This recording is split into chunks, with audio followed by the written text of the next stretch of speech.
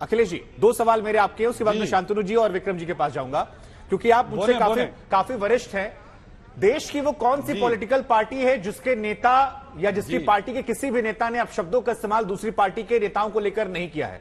आपकी नजर में है, आपका एक्सपीरियंस ज्यादा मैं जानना चाहूंगा। और दूसरा सवाल, जो सपा सरकार थी और मौजूदा भाजपा सरकार है, क्योंकि आज भाजपा सरकार की तरफ से सदन में बहुत सारे आंकड़े भी रखे गए, वो कहते हैं कि देखिए विकास दुबे का पूरा गैंग सफाया कर दिया हमने।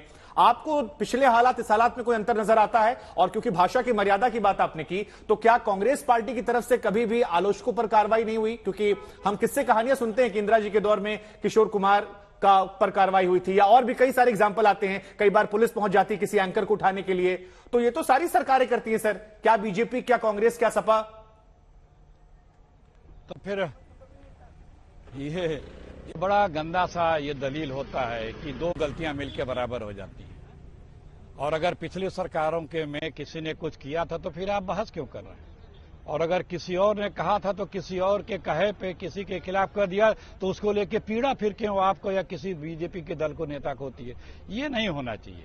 देखिए, शुरुआत किसने की थी 2013 से, हमें बताने की आवश्यकता नहीं, हम उसमें जाना भी नहीं चाहते। हम तो बस इतना कर रहे हैं कि सम्मान इज्जत सबका है, सबको अपना उसका ख्याल रखना चाहिए। जो लोग वरिष्ठ हैं, बड़े पदों पे बैठे हैं, सबसे पहले उनको इसका आचरण करना चाहिए, उसको दिखाना चाहिए, प्रदर्शित नहीं, अखिलेश जी, सवाल मैंने इसलिए पूछा क्योंकि नेहा सिंह राठौड़ का आपने जिक्र किया, उन पर जो कार्रवाई हुई उसको लेकर हम सभी ने सवाल उठाए यूपी गवर्नमेंट से। लेकिन आप कांग्रेस की अगर भी सरकारें अगर उनके खिलाफ आलोचनाओं को लेकर किसी पर कार्रवाई करती है, नोएडा फिल्म सिटी में हुआ सर, तो फिर आप दोनों में अंतर कैसे सर?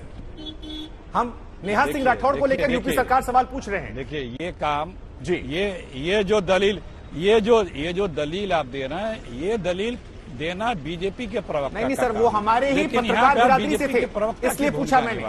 मैं किसी नेता पर कार्रवाई का जिक्र नहीं कर रहा हूं। मेरी बात होने मेरी बात होने दें। मैं नेहा सिंह राठौर की बात कर रहा हूं। मैं ये जो सवाल आप उठा रहे हैं कि कांग्रेस के समय भी ये हुआ था, अभी सर, देना बीजेपी, मैं साल भर के अंदर की बात कर रहा हूं। आप बीजेपी, मैं एक साल के अंदर की बात कर रहा हूं। अरे भाई, बात तो होने दें, प्लीज, बात तो होने दें। रोजाना यही तो बात है। आपने पूछा कि कौन सी सरकार ज्यादा, मैंने शुरू में कहा ये यूपी की बीजेपी सरकार क्रिमिनल फ्रेंडली गवर्नमेंट है। दुनिया की पहली ऐसी बीजेपी की सरकार है जो पिछले साल कानून लाके विधानसभा में अपराधियों से मुकदमे वापस लेने के लिए विधेयक लाई थी, कानून लाई थी। शांतनु गुप्ता जी, आप पॉलिटिकल एनालिस्ट हैं।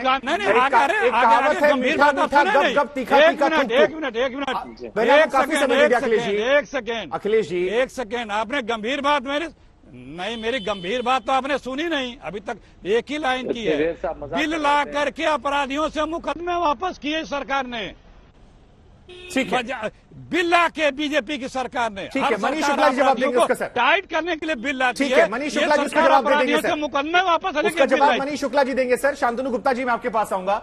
मेरा सवाल फिर यही है, आज जो कुछ सदन में हुआ, क्या वो शर्मसार करने वाला था? क्या वो घर परिवार के साथ देखते वक्त एक शर्म महसूस कराने वाला था कि अगर हमारे बड़े नेताओं का आचरण ये है तो नीचे के नेता अगर इससे हदों को पार करते हैं तो फिर उसमें हैरानी नहीं होनी चाहिए? और दूसरा सवाल, क्या सभी राजनीतिक पार्टियां इसी अंदाज में काम करती हैं जैसे अखिलेश जी ने आरोप लगाया? मैंने एक बात उनको बताई कि और भी एग्जाम्पल्स आए हैं। कैसे आप देख रहे हैं कानून व्यवस्था, भाषा की मर्यादा और इन आरोप प्रत्यारोपों को? देखिए, अखिलेश यादव पहले सांसद थे और उनकी संसद में अटेंडेंस मात्र 33% थी, तो उनको मेरे ख्याल से संसद में जाना आने की आदत भी नहीं है। और हमने पिछली बार देखा था केशव प्रसाद मौर्य के साथ भी कैसे तू तड़ाक कर दी। हाँ, जब योगी आदित्यनाथ की सरकार पे आरोप लगा और जो उनका मेन एसेट है, हमने कैसे माना 2022 के चुनाव में कैसे शासन और राशन ने चुनाव जितवाया योगी आदित्यनाथ को, तो उन्होंने कहा माफिया को तो मैं मिट्टी में मिला दूंगा, और उससे भी अखिलेश यादव को दिक्कत हुई। ये वही उत्तर प्रदेश है शुभंकर जी, जहां अतीक अहमद, मुख्तार अंसारी, जिनको जेलों की सलाखों के बिना होना चाहिए था, वो विधानसभाओं में संसद में घूम रहे थे। और देखिए, मैं बताता हूँ कि दिक्कत कहां बात है। वो नाम तो बीजेपी में भी है सर। शांतनु जी, दिक्कत आप बोलेंगे तो मैं नाम गिना दूंगा। बताता हूँ, धनंजय सिंह का नाम मुझे याद आता है, बृजभूषण शरण सिंह पर भी यही आरोप लगते हैं। मैं आपको बताता हूं दिक्कत किस बात से है। अखिलेश यादव को दिक्कत इस बात से है कि 2022 में प्रचंड बहुमत से योगी सरकार, भाजपा सरकार आई, और अभी 15 दिन पहले प्रदेश में 33 लाख करोड़ का इन्वेस्टमेंट आया। कम से कम 10,000 से ज्यादा एंटरप्रेन्योर विदेश और देश से कई देशों से कई राज्यों से भारत उत्तर प्रदेश में आए। इस बात से वो बिल्कुल खिन्न है कि 1 साल पहले चुनाव जीता है, 1 साल बाद 2024 का चुनाव है, अब वो हर प्रयास करेंगे किस तरह से योगी सरकार को, भाजपा की सरकार को बदनाम किया जाए। मैं कह रहा हूं कि हर 10 दिन बाद, शांतनु जी देखिए, विपक्ष के नेता होने के नाते उनका ये काम है कि सरकार की तारीफ करे। सरकार के पास अपना पीआर सिस्टम है, वो अपनी तारीफ करेगी और आलोचना जो है विपक्ष करेगा। तो अखिलेश तो अपना काम कर रहे हैं, लेकिन जो ये घटना हुई है, आपको लगता नहीं ये शर्मसार करने वाली है? क्योंकि आप खुद कह रहे हैं कि शासन और राशन दो ऐसे थे। भारत में बनी वैक्सीन की बुराई करी थी, अखिलेश यादव ने तो तब भी अपना काम किया था जब उन्होंने भारत में बनी वैक्सीन को भाजपा की वैक्सीन कहा था। अखिलेश यादव ने तब भी काम कहा था कि वैक्सीन मत लगाओ। नहीं तो उसका नतीजा उन्हें देखने को मिला ना सर।